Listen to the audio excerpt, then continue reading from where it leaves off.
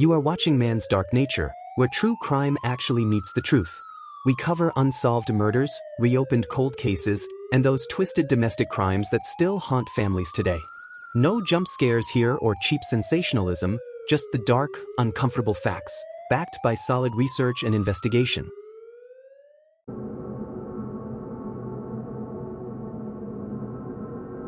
On July 19, 2024, Sandy Hem walked through the doors of the Chillicothe Correctional Center in Missouri for the last time. At 64 years old, she had just been released after serving 43 years for a murder she didn't commit. The numbers are staggering: 15,695 days, 376,680 hours, over 22 million minutes of stolen life. She now holds the devastating record as the longest-serving wrongfully convicted woman in United States history, a record that should never have existed. November 13, 1980. Patricia Jeschke, a 31-year-old librarian at St. Joseph Public Library, was found stabbed to death in her apartment. The crime scene was brutal: multiple stab wounds, signs of sexual assault, and a community demanding justice. What they got instead was a rush to judgment that would destroy an innocent woman's life. At the time of the murder, Sandra Hem was a 20-year-old psychiatric patient at the St. Joseph State Hospital, barely 2 miles from the crime scene. She was heavily medicated, suffering from severe mental illness, and in the throes of a psychotic episode that had lasted for months. Her condition was so severe that she required constant supervision and was receiving electric shock therapy. This vulnerable young woman, barely coherent and fighting battles in her own mind, would become the target of a police investigation that prioritized closure over truth. The police investigation was a masterclass in how not to solve a murder. Instead of following forensic evidence or credible leads, detectives focused on Sandra Hem after learning she had been questioned about minor incidents near the hospital. Her mental state made her an easy target: confused, medicated, and unable to maintain consistent statements. Detective reports from the time show a disturbing pattern. Hem was interrogated repeatedly while under heavy psychiatric medication, including antipsychotic drugs that affected her memory and perception of reality. She was experiencing hallucinations and delusions, yet police treated her confused statements as reliable confessions. The confession they extracted was a patchwork of contradictions and impossibilities. Hem gave multiple versions of events, each one different from the last. She described details that didn't match the crime scene, placed herself in locations she couldn't have accessed, and provided timelines that made no physical sense. But the police had their suspect, and they weren't looking for another one. While building their case against a mentally ill woman, investigators overlooked or dismissed crucial evidence that pointed to the real killer. Physical evidence: hair and fiber samples found at the crime scene didn't match Hem. Fingerprints at the scene were never properly compared to hers. Blood evidence was mishandled and never properly tested. Timeline issues: hospital records showed Hem was accounted for during critical time periods when the murder likely occurred. Her medications and treatment schedule created a documented timeline that contradicted the prosecution's theory. Alternative suspects: most damning of all, evidence pointed to a corrupt St. Joseph police officer who had connections to the case and the area. This officer had a history of violence against women and access to police information about the investigation. The evidence that eventually freed Sandra Hem pointed to Michael Holman, a former St. Joseph police officer who had died in 2015. Holman wasn't just any officer, he was a corrupt cop with a documented history of violence, burglary, and sexual assault. Court documents revealed that Holman had been fired from the police force for misconduct and had a pattern of targeting vulnerable women. He lived near the crime scene, had access to police reports about the investigation, and fit the physical evidence far better than Hem ever did.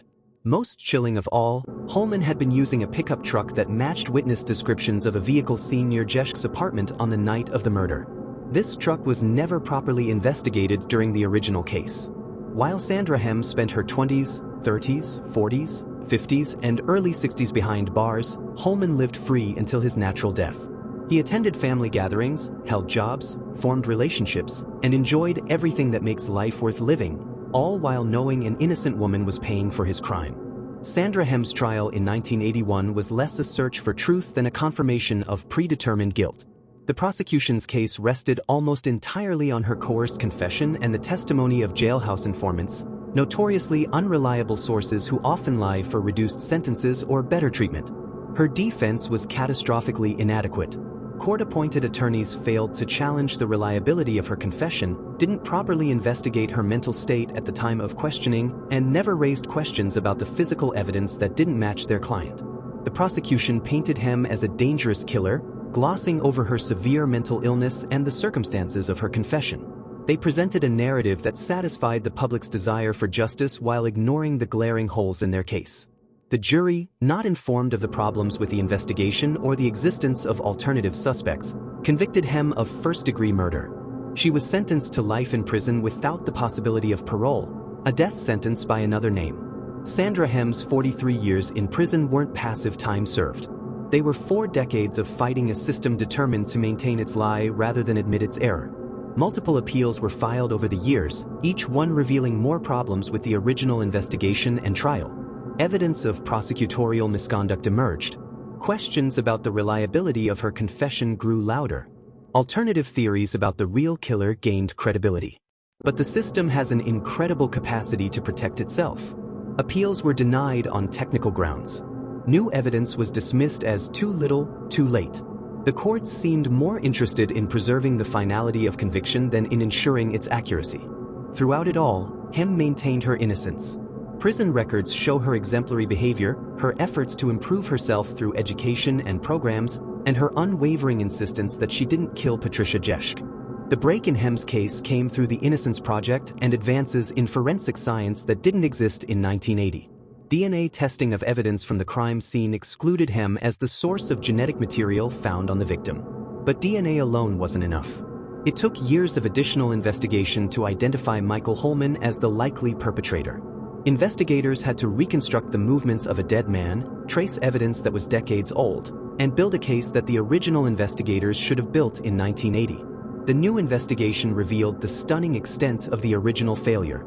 Not only had police focused on the wrong person, but they had also actively ignored evidence pointing to the right one.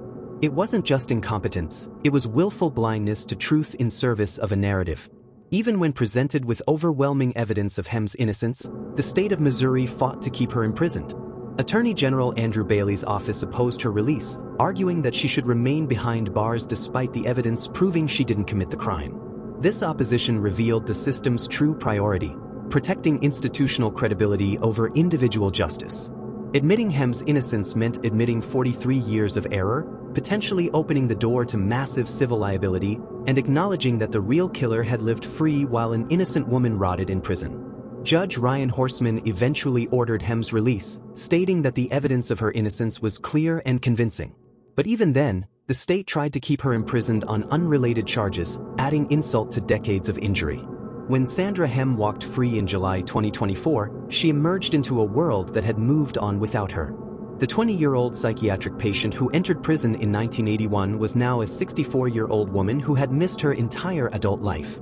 She never got to pursue a career, start a family, or build the life that was stolen from her.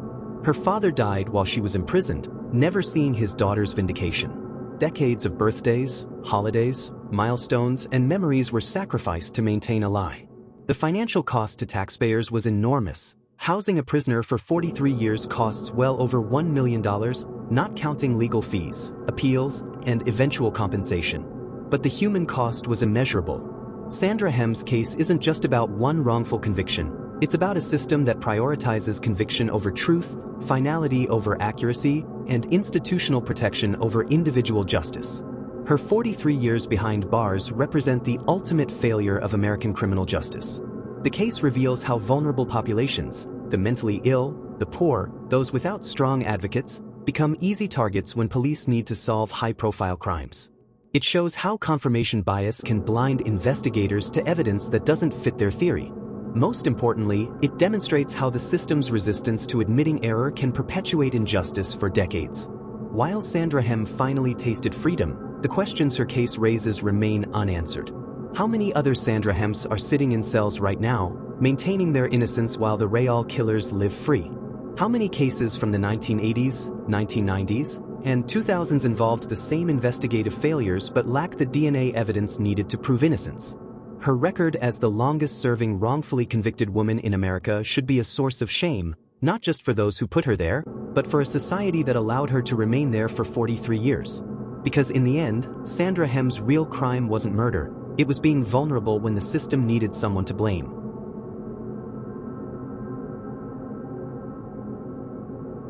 At 6:20 p.m. on February 17, 2004, Cameron Todd Willingham was strapped to a gurney in the death chamber of the Texas State Penitentiary in Huntsville. As the lethal injection began flowing through his veins, his final words were a declaration of innocence. "I am an innocent man, convicted of a crime I did not commit. I have been persecuted for 12 years for something I did not do."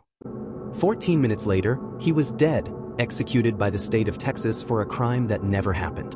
The house fire that killed his 3 young daughters was an arson. It was an accident, and the evidence proving his innocence had been delivered to state officials before his execution date. They killed him anyway. The day before Christmas Eve 1991, Cameron Todd Willingham was asleep in his Corsicana, Texas home when he was awakened by his 2-year-old daughter Amber's cries. Smoke was filling the house. Fire was spreading rapidly through the single-story structure where his 3 daughters, Amber, and 1-year-old twins Carmen and Cameron, were trapped. Willingham tried desperately to reach his children.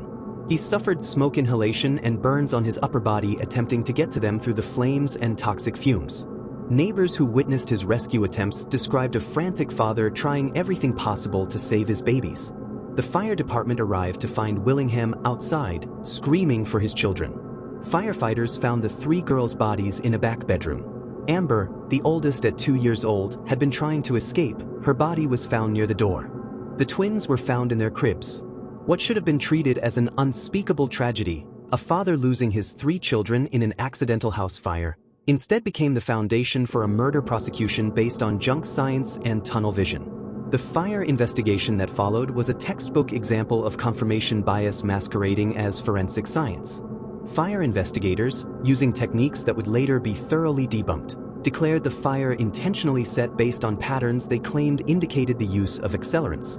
Their evidence included pour patterns, dark burn marks on the floor that investigators claimed showed where gasoline had been poured, crazed glass, broken glass with spiderweb patterns they said indicated rapid heating from accelerants, burn patterns, damage to the floor they interpreted as proof of liquid accelerants.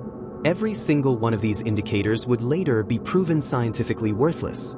The investigators also pointed to the fact that the fire burned hottest in the children's room as evidence of intentional setting. They ignored the more obvious explanation. The room contained cribs, toys, and other combustible materials, and was furthest from the front door where firefighters entered. Most damning in their minds was Willingham's behavior. He seemed too calm at the scene, they said. He wasn't emotional enough. His reaction didn't match their expectations of how a grieving father should behave. This subjective interpretation of trauma response became part of their case for murder. Modern fire science has thoroughly debunked every aspect of the arson determination in the Willingham case.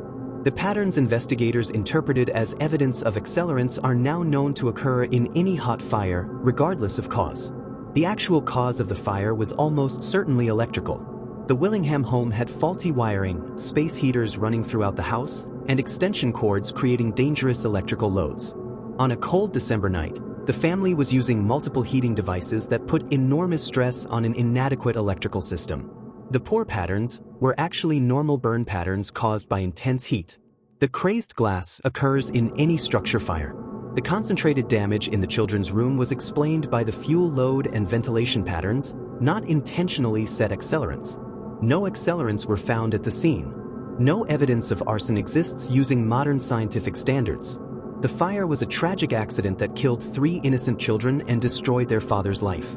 Despite the lack of credible physical evidence, prosecutors pressed forward with capital murder charges. The case they built rested on 3 main pillars, each one fundamentally flawed. Junk fire science. The prosecution presented the debunked arson indicators as settled science, bringing in investigators who testified with complete confidence about evidence that was actually meaningless. Character assassination. Unable to prove murder, prosecutors instead tried to prove that Willingham was the type of person who would murder his children.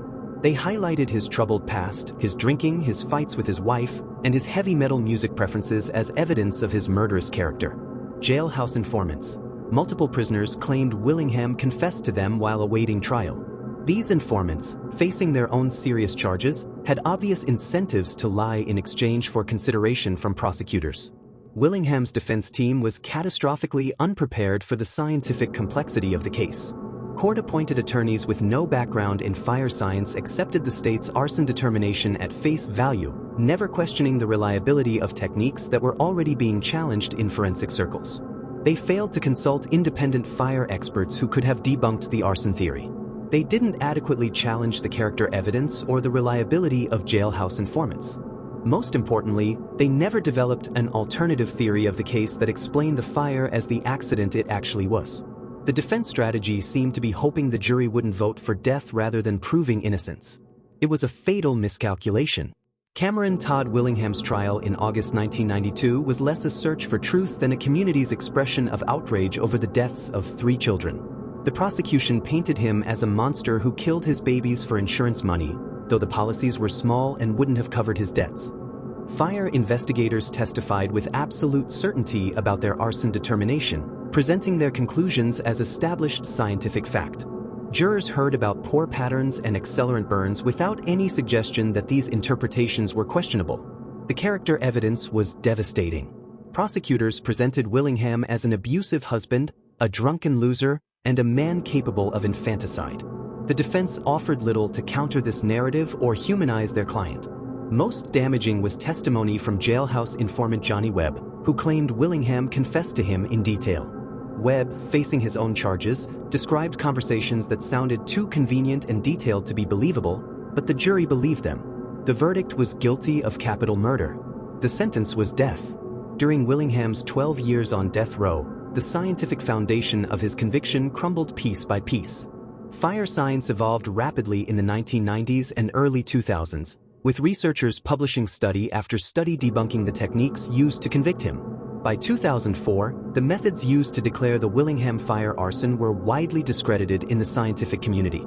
The pour patterns were understood to be normal burn damage. The glass evidence was meaningless. The concentrated burn damage was explained by basic fire dynamics, not accelerants.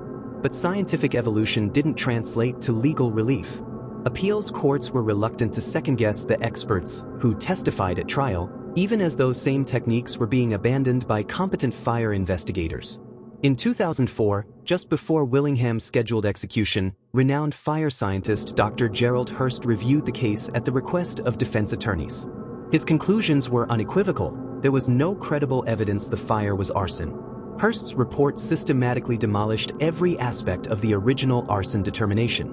He explained how each indicator of intentional fire setting was actually consistent with accidental fire. He noted the absence of any credible evidence supporting arson. Most importantly, he concluded that the fire was almost certainly caused by space heater or electrical malfunction. This report was submitted to the Texas Board of Pardons and Paroles and Governor Rick Perry's office on February 13, 2004, 4 days before Willingham's scheduled execution. It provided clear, scientific evidence that the state was about to execute an innocent man for a crime that never occurred. The response was silence. No stay was granted. No additional investigation was ordered. The execution proceeded as scheduled. On February 17, 2004, Cameron Todd Willingham was transported from death row to the execution chamber. Despite the scientific evidence of his innocence, despite the lack of credible evidence of arson, despite 12 years of maintaining his innocence, the state of Texas was determined to kill him. His last meal was a single request. He wanted to skip the special meal and give his food to a homeless person instead. Even facing death, he showed more humanity than the system that was killing him. In his final statement, Willingham addressed his ex-wife Stacy, who had testified against him at trial. "I hope you find peace and you find the forgiveness you need. And I hope that sometime in the near future that you will realize that I love you and the kids and you will know the truth." To the officials preparing to kill him, he said, "I am an innocent man, convicted of a crime I did not commit. I have been persecuted for 12 years for something I did not do. From God's dust I came, and to dust I will return, so the earth shall become my throne." At 6:20 p.m., the lethal injection began. 14 minutes later, Cameron Todd Willingham was dead. After Willingham's execution, evidence of his innocence continued to mount. The Texas Forensic Science Commission began investigating the fire science used in his case, with multiple experts concluding that the arson determination was unsupportable. But instead of acknowledgement and reform, the response was cover-up and denial. Governor Perry replaced commission members who were critical of the conviction. state officials attacked the credibility of scientists who questioned the case. The system that had killed an innocent man prioritized protecting itself over acknowledging error.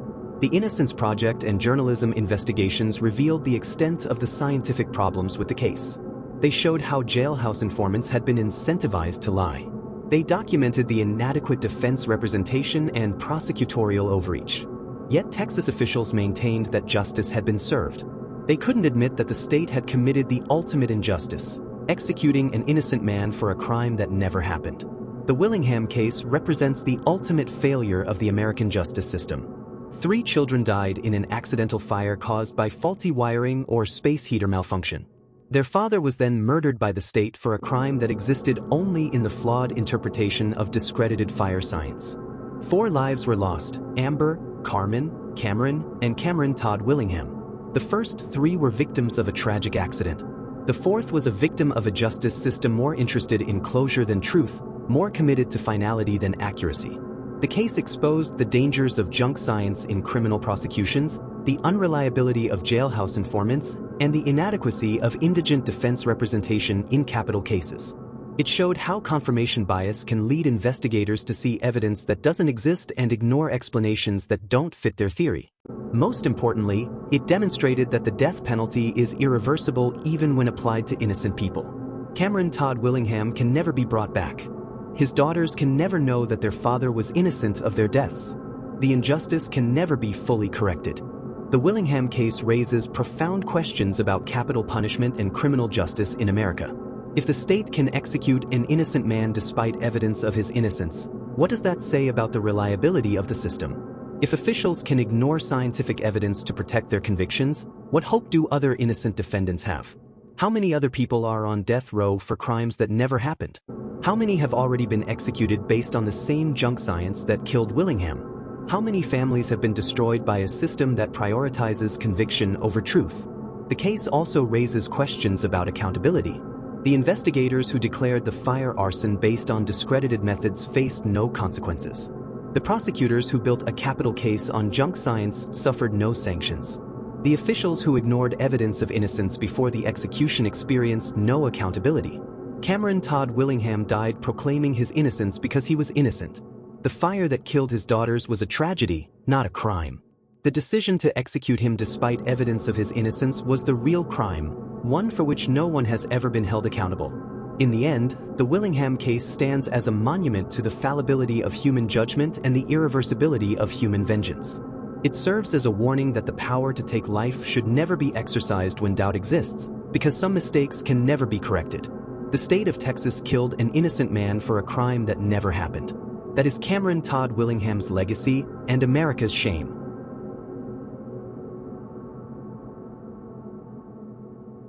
On the morning of August 13, 1986, Michael Morton kissed his wife Christine goodbye and headed to work at the Safeway grocery store where he managed the warehouse. It was a routine Tuesday in their suburban Austin life. Christine would spend the day with their 3-year-old son Eric, maybe run some errands, prepare dinner for when Michael returned home that evening. Michael had no way of knowing that this ordinary goodbye would be their last, or that the system meant to find Christine's killer would instead destroy his life and enable a serial murderer to kill again. When Michael returned home that evening, he found his house dark and his wife's car missing. Inside, the master bedroom was covered in blood. Christine Morton lay dead, brutally beaten with a wooden object that was never found. Their toddler son Eric was found unharmed but traumatized, hiding in his room. The investigation that followed would become a textbook case of prosecutorial misconduct, institutional failure, and the devastating consequences when the justice system prioritizes conviction over truth. The murder of Christine Morton was brutal and shocking. The 32-year-old stay-at-home mother had been beaten to death in her own bedroom while her husband was at work and her young son slept nearby. The crime scene showed signs of burglary. Christine's purse was missing, along with other items from the house. But from the beginning, the investigation suffered from tunnel vision that would prove fatal to justice. Despite clear evidence pointing to an intruder, investigators focused immediately and exclusively on Michael Morton as their suspect. The evidence they ignored or minimized included witness testimony. Neighbors reported seeing a suspicious man in the area on the morning of the murder. One neighbor specifically saw an unfamiliar person park near the Morton home and walk toward the house around the time Christine would have been alone. The missing purse. Christine's purse was stolen and later used fraudulently. Her credit card was used at multiple locations after her death, while Michael was in police custody or under surveillance. Child witness. Most damning of all, 3-year-old Eric Morton told investigators that a monster had killed his mother. When shown photographs, he consistently identified strangers as the monster and never identified his father. Physical evidence. There was no physical evidence connecting Michael to the crime. No blood on his clothes, no murder weapon, no forensic evidence linking him to the brutal attack.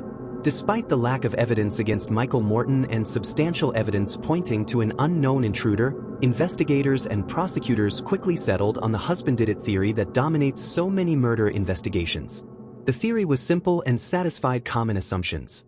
Michael had killed his wife in a domestic dispute, then staged the scene to look like a burglary. The motive, they claimed, was sexual frustration. Christine had allegedly refused Michael's sexual advances on his birthday the night before her murder. This theory required ignoring all evidence that contradicted it and manufacturing a narrative that would convince a jury. It also required hiding evidence that supported Michael's innocence, which is exactly what happened. The most shocking aspect of Michael Morton's wrongful conviction wasn't the initial investigation errors. It was the deliberate concealment of evidence by prosecutor Ken Anderson and his team. In what would later be recognized as egregious prosecutorial misconduct, Anderson systematically hid evidence that supported Morton's innocence. The concealed evidence included the neighbor's report. Police reports documenting the neighbor's account of seeing a suspicious man near the Morton home on the morning of the murder were never turned over to the defense. This witness testimony directly supported the intruder theory and contradicted the prosecution's case. Credit card evidence. Documentation showing Christine's credit card was used after her death, while Michael was in custody, was hidden from defense attorneys. This evidence proved someone else had Christine's stolen purse and was actively using her cards. Child statements. Transcripts and reports of Eric Morton's statements identifying a monster, not his father, as his mother's killer were concealed. This evidence from the only witness to the aftermath was never shared with the jury. Additional witness reports. Other police reports documenting suspicious activity and potential suspects in the area were withheld from the defense. Follow-up investigation. Reports showing that leads pointing to other suspects were never properly investigated were hidden from Morton's attorneys. This wasn't inadvertent oversight or sloppy case management. This was deliberate, systematic concealment of evidence that Anderson knew would support Morton's innocence and undermine his prosecution. Michael Morton's trial in February 1987 was a masterpiece of prosecutorial manipulation and defense inadequacy. Without access to the evidence that would have supported his innocence, Morton's attorneys were forced to fight with one hand tied behind their backs. The prosecution's case rested on several pillars, each one fundamentally flawed. Motive. Anderson argued that Morton killed his wife because she refused his sexual advances on his birthday. This theory was based on speculation and interpretation of private marital dynamics, not evidence. Opportunity. The prosecution claimed Morton had time to commit the murder before work, despite his documented presence at the Safeway warehouse and the testimony of coworkers who saw him that morning. Staged crime scene. Anderson argued that the burglary was staged to cover up domestic homicide, despite no evidence supporting this theory and substantial evidence supporting an actual burglary. Character evidence. The prosecution painted Morton as a controlling, sexually frustrated husband capable of murder, based largely on selective interpretation of personal diary entries and marital counseling records. The defense, operating without crucial evidence that had been hidden, struggled to present an effective alternative theory. They couldn't point to the witness who saw a suspicious man because they didn't know about him. They couldn't highlight the credit card evidence because it had been concealed. They couldn't use Eric's statements because they were never provided those transcripts. The jury, presented with a one-sided narrative and unaware of the evidence supporting Morton's innocence, convicted him of murder and sentenced him to life in prison. On February 17, 1987, Michael Morton was sentenced to life in prison for a murder he didn't commit. He would spend the next 25 years behind bars, 9,131 days of stolen life, while the real killer remained free to hunt and kill again. Morton's years in prison were marked by consistent appeals, all of which were denied, and unwavering maintenance of his innocence. Prison records show his exemplary behavior, his efforts at self-improvement, and his persistent legal challenges to his conviction. But while Morton counted days in a cell, the real killer was busy. Just 17 months after Christine Morton's murder, the same man would strike again with nearly identical methodology. On January 15, 1988, Deborah Masters Baker was found beaten to death in her Austin area home. The 38-year-old was killed in almost exactly the same manner as Christine Morton, beaten to death with a wooden object that was never found, in her bedroom, while her young daughter slept nearby. The similarities were striking. Both victims were women in their 30s. Both were beaten to death in their bedrooms. Both crimes occurred in the Austin area.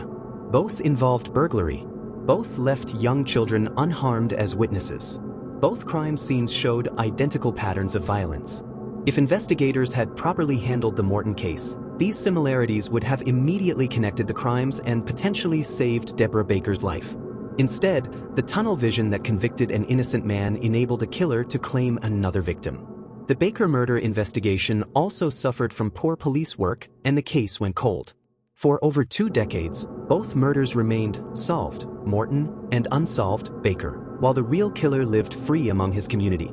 The break in Michael Morton's case came through a combination of advancing DNA technology and the persistent efforts of innocence advocates. The Innocence Project took on Morton's case, focusing on testing physical evidence that had never been properly analyzed. In 2009, DNA testing of a bloody bandana found near the Morton crime scene excluded Michael Morton as the source of the blood. More importantly, the DNA profile obtained from the bandana matched the profile from evidence in the Deborah Baker murder, proving the same person had committed both crimes. This DNA evidence not only proved Morton's innocence but also connected the 2 murders that should have been linked from the beginning. The same killer who murdered Christine Morton had been free for over 20 years to kill Deborah Baker and potentially other victims. As Morton's legal team worked to overturn his conviction based on DNA evidence, they also began uncovering the scope of prosecutorial misconduct in the original case. Court filings demanding access to prosecution files revealed the extent of evidence that had been hidden. The discovery was shocking even to experienced criminal defense attorneys. Ken Anderson hadn't just failed to turn over a few reports, he had systematically concealed virtually every piece of evidence that supported Morton's innocence. The hidden evidence included police reports about the suspicious man seen near the Morton home, documentation of Christine's stolen credit card being used after her death, transcripts of Eric Morton's statements about the monster, reports of other potential suspects who were never properly investigated, evidence of similar crimes in the area that could have been connected. This wasn't prosecutorial overreach or zealous advocacy, it was fraud. Anderson had violated his constitutional duty to turn over exculpatory evidence, and his concealment had directly led to the wrongful conviction of an innocent man and enabled a killer to murder again. On October 4, 2011, Michael Morton walked out of prison a free man after serving nearly 25 years for a crime he didn't commit. He was 57 years old, having spent his entire adult life behind bars for someone else's crime. The DNA evidence that freed Morton also identified the real killer, Mark Allen Norwood, a 57-year-old drifter with a criminal history. Norwood had been free for over 25 years while Morton served his time, and investigations revealed he had likely committed other crimes during that period. Mark Allen Norwood was everything the investigation should have focused on in 1986. He was a drifter with a history of burglary and violence against women. He had no stable employment or residence, moving frequently around the Austin area. He had access to the neighborhood where Christine Morton lived and was known to commit crimes of opportunity against vulnerable victims. When finally arrested in 2012, Norwood was charged with both the Morton and Baker murders. DNA evidence linked him definitively to both crime scenes, and his methodology in both murders was identical. At his trials in 2013 and 2016, evidence showed that Norwood was a serial predator who targeted women alone in their homes. He would break in, steal items of value, and kill any witnesses to his crimes. Christine Morton and Deborah Baker were victims of his criminal pattern, not isolated domestic incidents. Norwood was convicted of both murders and sentenced to life in prison. By then, he was in his 60s and had enjoyed nearly 3 decades of freedom that should have belonged to Michael Morton. The wrongful conviction of Michael Morton created a cascade of victims that extends far beyond Morton himself. Christine Morton, her real killer, was never sought because police assumed her husband did it. Her memory was dishonored by a false narrative that painted her as the victim of domestic violence rather than random predation. Deborah Masters Baker, she died because the real killer remained free while an innocent man served his sentence. If the Morton investigation had been handled properly, Norwood would have been identified and Baker would be alive today. Eric Morton. He lost both parents, his mother to murder and his father to wrongful conviction. He grew up believing his father was his mother's killer, robbed of a relationship with his only surviving parent. The Morton family, Michael's parents, siblings, and extended family suffered 25 years.